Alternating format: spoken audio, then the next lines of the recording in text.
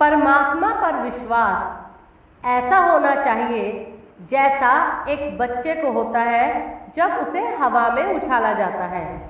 वह हंसता है, डरता नहीं, क्योंकि उसे पता है कि आप उसे कभी गिरने नहीं देंगे। ठीक इसी तरह ईश्वर भी आपको कभी गिरने नहीं देंगे। उन पर अपना विश्वास अटूट बनाए रखिए।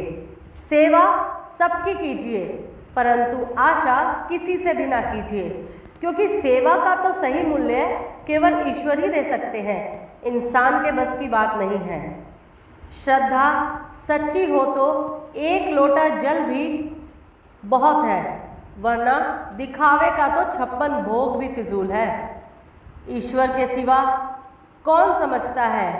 जो भी कोई मिलता है दुनिया में समझाकर चला जाता है। सपने सदा बड़े देखो।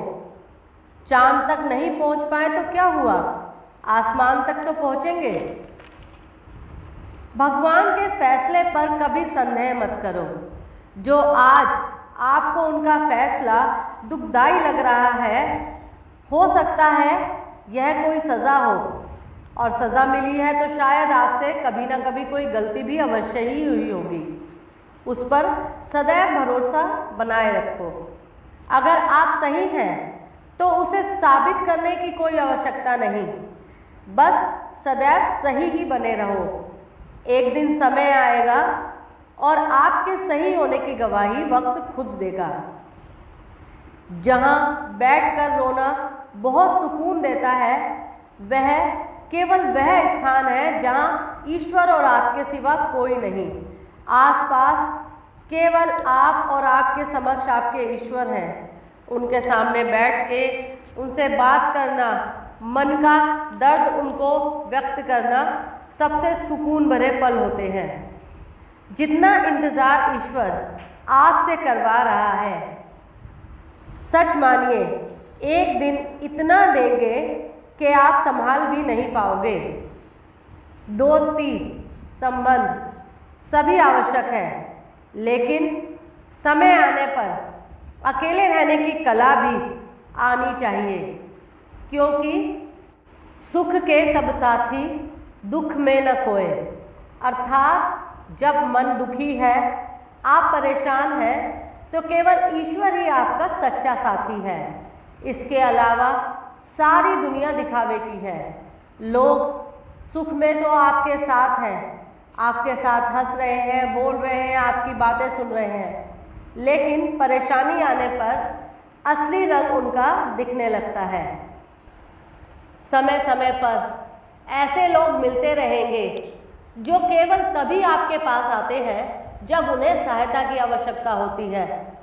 दिल गुस्से से भर आता है, बहुत खिन्न आती है, गुस्सा आता है कि आखिर ये इंसान इतना स्वार्थी कैसे है, मुझे केवल ज़रूरत के समय ही याद करता है, मैं इसका कुछ भी नहीं करूँगा, मैं इसकी मदद नहीं करूँगा। पर नहीं, ऐसा नहीं करना, क्योंकि दीपक की याद तब आती है जब हर तरफ घोर अंधेरा ही अंधेरा दिखता है। तो सदैव अंधेरे का कारण नहीं, रोशनी का कारण बने। दूसरों के जीवन में दीपक का काम करें, उनके जीवन में प्रकाश लाएं। यह व्यक्ति दुनिया में जो भी प्राप्त करता है, झुककर प्राप्त करता है। एक छोटा बालक जब चलना सीखता है तो झुककर ही चलना सीखता है। एक पेड़ आंधी तूफान से झुककर ही अपने आप को बचा पाता है। अगर हमें आसमान की गहराइयों तक पहुंचना है तो पक्षियों की तरह उड़ने की आवश्यकता नहीं है, बल्कि वह झुककर हर ऊंचाई तक पहुंच सकता है। झुकने का अर्थ अपने आत्मसम्मान को खोना नहीं होता, बल्कि विनम्रता होती है। अपने व्यवहार में विनम्र होकर हम बड़े से बड़े स्थान को प्राप्त कर सकते हैं।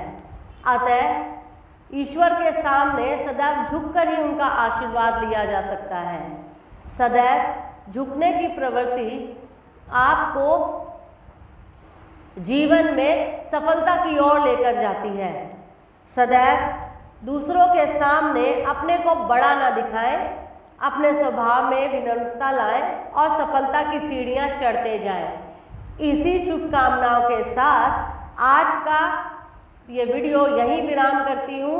फिर मिलेंगे कुछ नई रोचक जानकारियों के साथ। धन्यवाद।